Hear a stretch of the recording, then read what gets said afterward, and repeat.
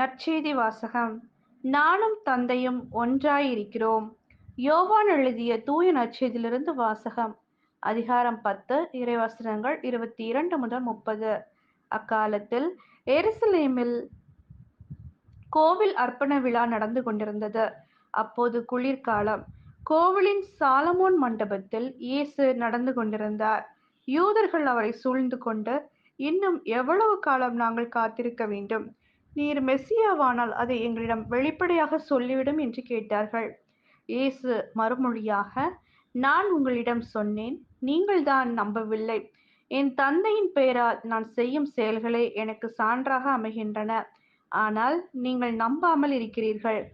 ஏனெனில் நீங்கள் என் மந்தையை சேர்ந்தவர்கள் அல்ல.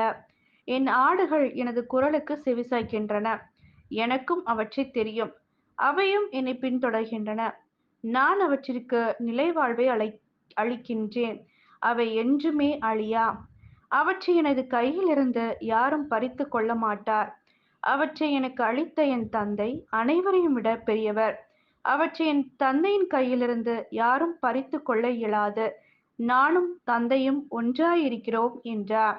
இது கிறிஸ்துவின் நற்செய்தி. கிறிஸ்துவே உமக்கு புகழ்.